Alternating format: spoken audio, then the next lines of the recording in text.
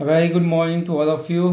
आज का यह जो वीडियो है यह penology treatment of offender LM का ये पेपर है और इस पेपर के संबंध में अभी जल्द से आप लोगों के एग्ज़ाम होने वाले हैं। इसके रिगार्डिंग कुछ इंपॉर्टेंट टॉपिक्स जहां से क्वेश्चन पूछा जा सकता है उसके बारे में डिस्कस करेंगे। आप लोगों के पास टाइम कम है और समय के प्रबंधन को करते हुए आप लोगों को सिनॉप्सिस बेस्ड आंसर लिखने हैं और अपने नॉलेज को, अपने अध्ययन को उन फॉर्मेट्स में इम्प्लीमेंट करने हैं। एग्ज़ाम में आपको पेपर लिखना है। तो चलिए आपका समय ना लेते हुए प्रारंभ करते हैं। पेनोलॉजी, जिसको न्यायशास्त्र भी बोला जाता है और बहुत से ट्रांसलेशंस में दंड प्रशासन के बारे में बात किया गया है।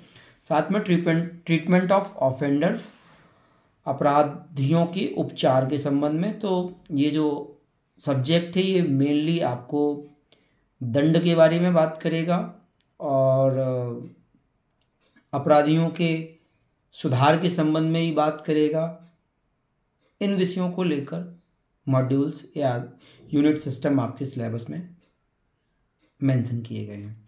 तो पहले इसको प्रारंभ करते हुए हम देखते हैं कि पेनोलॉजी होती क्या है और किस संबंध में। तो पेनोलॉजी का यह जो सब्जेक्ट है ये एलएलएम में न्याय शास्त्र के रूप में अपराधियों को जब दंड दिया जा रहा है, उसको जो पनिशमेंट दी जा रही है उसके विषय में बात करती है। पनिशमेंट कैसी होनी चाहिए, क्योंकि ये केवल भारतीय न्याय संहिता पर आधारित नहीं है, भारतीय नागरिक सुरक्षा संहिता पर आधारित नहीं है। यदि इसके बेसिकली कॉन्सेप्ट को देखा जाए तो वर्ल्ड वाइड एलएलएम जब आप कर रहे होते हैं, मास्टर ऑफ लॉ जब आप कर रहे हैं, तो आपको विश्व स्तरीय विधियों का अध्ययन करना होता है। आप लोगों ने लॉ टाइम पर जुरिस्प्रूडेंस पढ़ा होगा, विधि शास्त्र पढ़ा होगा, जिसमें आप काफ़ी चीज़ों को, इन टॉपिक्स को पढ़ चुके हैं। इसके अलावा आप लोगों ने जो लॉ ऑफ क्राइम पढ़ा हुआ है, लॉ ऑफ क्राइम में भी इन टॉपिक्स को पढ़ा हुआ है। लेकिन जब भी एलएलएम के आप आंसर लिख रहे होते हैं तो थोड़ा सा आपको अध्ययन डीप में जाना पड़ता है। लॉ ऑलरेडी आप कर चुके हैं, लॉ से रिगार्डिंग ही ये सारे सब्जेक्ट्स हैं।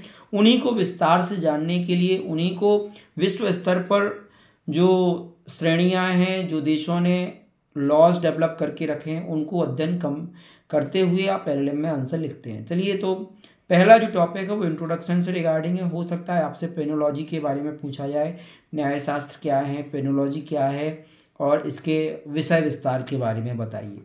तो विषय विस्तार के बारे में जितने टॉपिक्स मैं आपसे डिस्कस करने जा रहा हूँ, उन्हीं टॉपिक्स को आपको विषय विस्तार में आप लिख सकते हैं। फीचर्स के बारे में आप लिख सकते हैं।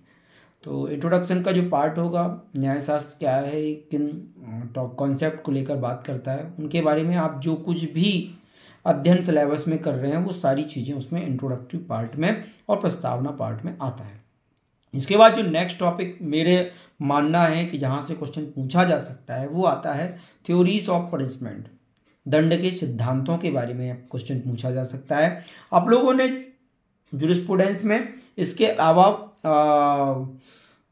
लॉ ऑफ क्राइम में पनिशमेंट के सिद्धांत को पढ़ के रखा है, जिसमें आपके retributive theory, reformative theory, tit for tat वाली थ्योरी, ये सारी चीज़ें, प्रतिशोधात्मक, सुधारात्मक, इन सिद्धांतों का आपने अध्ययन किया हुआ है। तो थ्योरीज ऑफ पनिशमेंट में आपको ये सिद्धांतों के बारे में लिखना है। लगभग 5 या 6 सिद्धांत थे वहाँ पे, तो आपको उनको अध्ययन करना है और किस सिद्धांत में क्या क्या व्याख्या की गई और वर्तमान परिप्रेक्ष्य में क्या है। तो यदि आप वर्तमान परिप्रेक्ष्य में लिखने वाले हैं तो आपको एक तो रिफॉर्मेटिव थ्योरी का कॉन्सेप्ट आज अपराधियों के संबंध में ट्रीटमेंट ऑफ ऑफेंडर्स के रूप में चलता है। जो न्याय है, न्याय का सिद्धांत अपराध को खत्म करना है, अपराधी को खत्म करना नहीं है। अपराधी के मन से अपराध खत्म हो जाए, बदले की भावना ना रहे और अपराधी सुधारात्मक थ्योरी के सिद्धांत को अडॉप्ट करते हुए समाज के और राष्ट्र के विकास में लाभकारी कैसे हो, इस विषय को लेकर सुधारात्मक थ्योरी सिद्धांत बात करता है। एक सिद्धांत है प्रायश्चितात्मक, जिस व्यक्ति ने अपराध किया है तो उसको अपराध का बोध हो जाए कि यह अपराध मेरे द्वारा किया गया, प्रायश्चित हो। इन सारे सिद्धांतों की व्याख्या आपको थ्योरीज ऑफ पनिशमेंट में करना है। आप चाहें तो पनिशमेंट्स के बारे में, दंड होता क्या है, उस विषय में भी बात करते हैं। ऑस्टिन के सिद्धांत, law is the command of sovereign, ठीक है ना। तो लॉ क्या है, संप्रभु का सिद्धांत है जिसके उल्लंघन में शास्ति होती है, उस दंड के विषय में भी आप यहाँ पे लिंक अप करके सारे राइटर्स को लिख सकते हैं। इसके बाद जो मुझे लगा कि एक जो टॉपिक है वो कैपिटल पनिशमेंट, ठीक है ना, मृत्युदंड के बारे में बात की गई है। मृत्युदंड के बारे में आप लोगों ने बहुत सारे सिद्धांतों को पढ़ के रखा है। मृत्युदंड कब दिया जाना चाहिए आप लोगों ने पढ़ा होगा। कई केसेस आए हैं, वचन सिंह हो गया, मच्छी सिंह हो गया। इसमें rarest of the rare case का प्रिंसिपल, बिरले से बिरलतम मामले में मृत्युदंड का प्रावधान किया गया है। कैपिटल पनिशमेंट के विषय में आप लिखिए और उसके बारे में ऑलरेडी आपने पढ़ के रखा है। भारतीय न्याय संहिता किन अपराधों में कैपिटल पनिशमेंट के बारे में व्याख्या करती है, उस सिनॉप्सिस को, पैटर्न को इम्प्लीमेंट करते हुए आप इसका आंसर लिख सकते हैं। निर्णीत वादों में लिख सकते हैं आप। तो इस प्रकार से आपका आंसर रहेगा। भारतीय न्याय संहिता के कुछ जो सेक्शंस हैं जहां पर कैपिटल पनिशमेंट मृत्युदंड की बात की गई है उसके बारे में बात करें। आप देखेंगे भारतीय न्याय संहिता में वर्तमान में ऐसे कॉन्सेप्ट्स को लिया है जहां पर मृत्युदंड आवश्यक है। बहुत ही एक ग्रीवियस मैटर में मृत्युदंड के प्रावधान दिए गए हैं। 12 साल की बच्ची के साथ रेप हो, 16 साल की बच्ची के साथ रेप हो, और वो परिस्थितियां जिसमें कैपिटल पनिशमेंट दी जानी चाहिए, उन विषय में आपको कैपिटल पनिशमेंट पर एक क्वेश्चन बनने की संभावना रहेगी। इसके बाद आता है सेंटेंसिंग, दंड के संबंध में सेंटेंसिंग कैसे होगी, दंड क्या होंगे, पनिशमेंट क्या होगी, उनके विषय में भी क्वेश्चन पूछा जा सकता है। सेंटेंसिंग के लिए आपको दंड के प्रकारों के संबंध में भारतीय न्याय संहिता में उल्लंघन प्रावधान किए गए हैं। कौन कौन से दंड हैं, जैसे हो गया मृत्युदंड, आजीवन कारावास, साधारण कारावास और रिजिड इम्प्रिजनमेंट। इसके अलावा एक विषय आया है कम्युनिटी सर्विस, ठीक है ना, सामुदायिक सेवा। इन दंडों के विषय में आप सेंटेंसिंग में लिख सकते हैं। इसके बाद एक टॉपिक बन सकता है इम्प्रिजनमेंट, कारावास, ठीक है। कारावास कैसे होना चाहिए, कारावास के लिए वर्तमान में क्या व्यवस्थाएं की जानी चाहिए, जेल में क्या सुधार आवश्यक हैं, जेल में क्या परिस्थितियां हैं, क्योंकि विषय वही है कि हमें समाज से अपराध को ख़त्म करना है, अपराधी को नहीं। तो ये 5-6 टॉपिक हैं। इनको ब्रीफली तरीके से भी पूछा जा सकता है, अलग अलग थ्योरी करके क्वेश्चन पूछे जा सकते हैं। लेकिन यदि मोटे तौर पर आप इन 5-6 टॉपिक को पढ़ के जाते हो तो आपका आंसर अच्छा जाने वाला है और आपका एग्ज़ाम भी अच्छा जाएगा। तो मेरा ये मानना है कि न्यायशास्त्र क्या है, व्हाट इज़ पेनोलॉजी, और अपराधियों को उपचार की क्या व्यवस्थाएं यहाँ पे की गई हैं, ठीक है। अपराधियों के उपचार के विषय में आप लिखिए। दूसरा टॉपिक आपका थ्योरीज ऑफ पनिशमेंट से बन सकता है, दंड के सिद्धांतों से, ठीक है। अलग अलग सिद्धांत करके भी पूछे जा सकते हैं, तो उसके लिए बहुत अच्छा है कि आप सारे सिद्धांतों को पढ़ के जाएं, जो सिद्धांत पूछा जाता है उसको ब्रीफ में लिखें। इसके बाद कैपिटल पनिशमेंट पर एक क्वेश्चन बनना एकदम फाइनल दिखाई देता है कि मृत्युदंड के संबंध में किन विषय में आप पढ़ के जाएं, ठीक है। उसके पहले आप पनिशमेंट लिखें, पनिशमेंट कौन सी कैपिटल पनिशमेंट है, कैपिटल पनिशमेंट होती क्या है, कैपिटल पनिशमेंट किन मामलों में दी जाती है, कैपिटल पनिशमेंट कहाँ पर अप्रोच नहीं करना चाहिए, ये आपको ओपिनियन एक लिख सकते हैं। और rarest of the rare principle से आप इसको स्टार्ट करते हैं।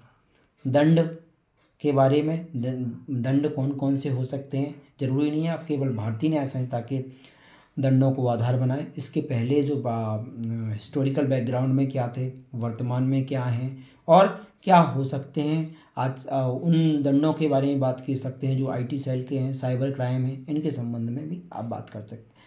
इसके बाद इम्प्रिजनमेंट के बारे में, कारावास के बारे में, कारावास हाँ क्या हो सकते हैं, एक हाँ कुछ चीज़ें हैं, पैरोल, प्रोबेशन, बच्चों के संबंध में, उन इम्प्रिजनमेंट्स को और उनके सुधार के संबंध में भी आप पढ़ सकते हैं। उन टॉपिक्स को भी आप पढ़ के जाएं कि बच्चों के लिए, जुवेनाइल्स के लिए क्या प्रावधान है, महिलाओं के लिए क्या प्रावधान है, सुधारात्मक क्या व्यवस्था हो सकती है। इन टॉपिक्स को यदि आप पढ़ के जाते हैं तो डेफिनेटली आपका आंसर अच्छा जाएगा और आपको यहाँ से क्वेश्चन भी पुटअप होंगे, ये आप बिल्कुल क्लियर मानिए।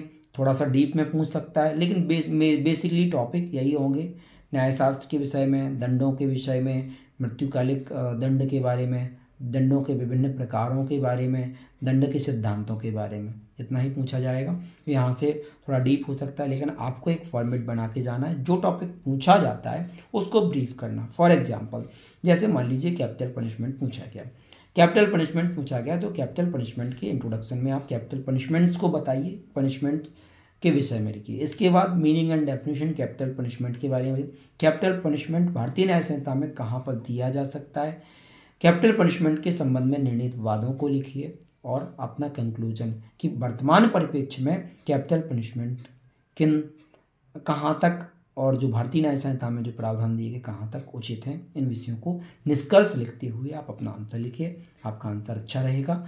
और एक जो एक्सपेक्टेशन रहती हैं एग्जामिनर की, जो वैल्यूएशन कर रहा होता है, उसकी एक्सपेक्टेशन पर आप खरा उतरेंगे और आपको नंबर अच्छे से अच्छे मिलेंगे। धन्यवाद। और आगे वाला जो वीडियो रहेगा वो लॉ ऑफ टॉर्ट पे रहेगा, क्योंकि आप लोगों के एलएलएम के लगभग सारे पेपर, 3 पेपर थे फर्स्ट सेमेस्टर के, वो मैंने वीडियो अपलोड कर दिए हैं, और जिसमें से 2 पेपर लगभग हो चुके होंगे। तीसरा पेपर ये जो पेनोलॉजी एंड ट्रीटमेंट ऑफ ऑफेंडर का, ये भी अच्छा जाएगा आपका।